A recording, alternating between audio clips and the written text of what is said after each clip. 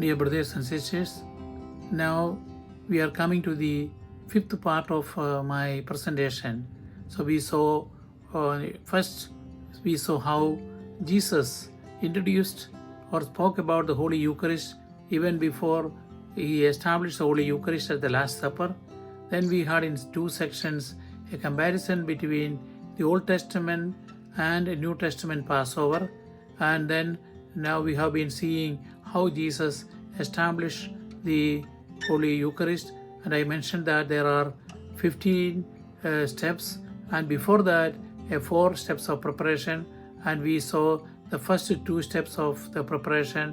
Now we are going to the next part.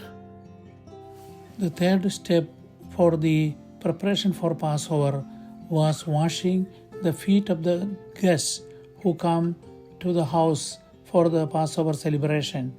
They have to clean themselves because they have been walking in the dusty roads, or if there is rain, there will be dirt on their legs, even if they have chappals.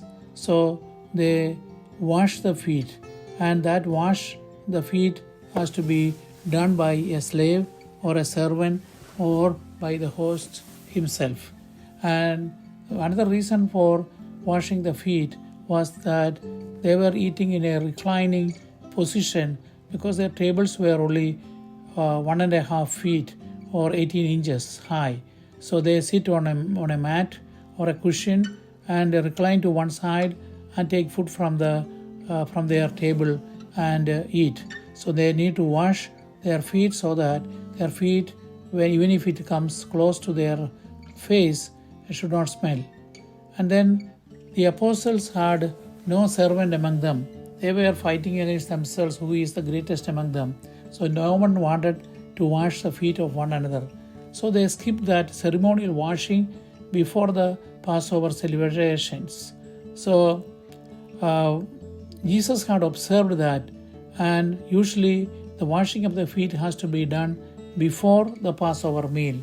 But Jesus did that purposefully during the Passover meal, and he himself, though he was the rabbi, he washed the feet of his own disciples in preparation for the reception of the Holy Communion and establishing the Holy Eucharist.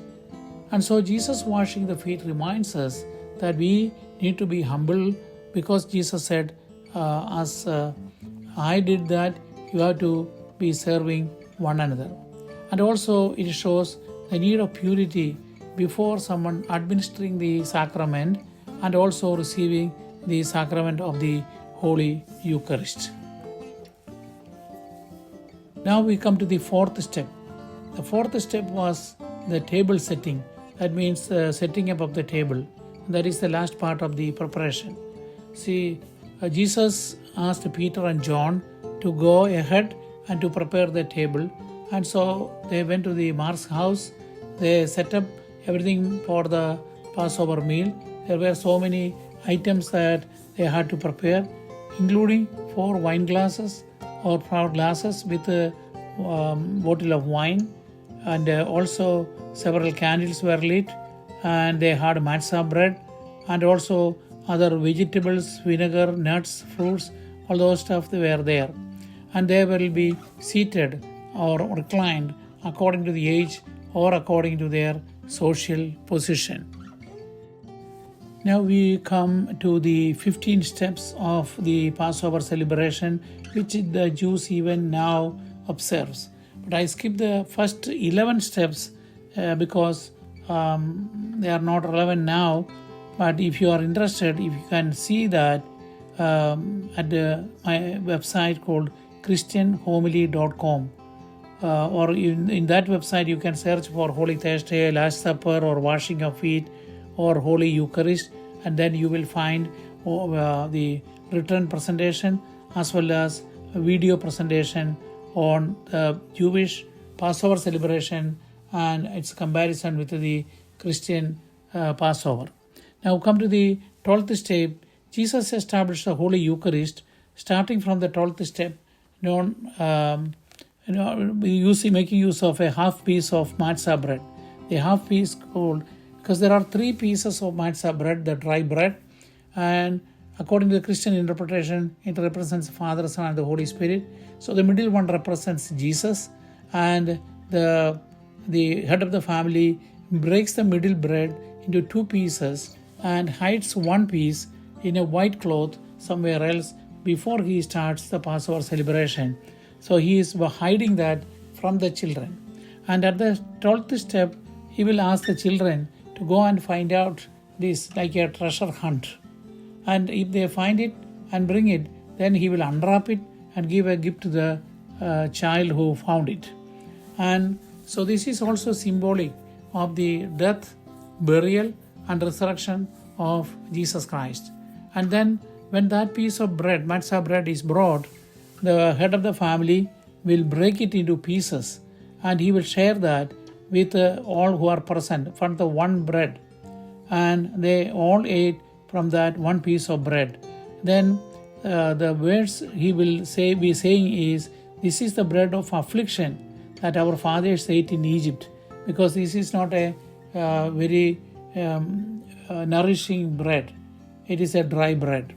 And Jesus established the Holy Eucharist making use of this bread.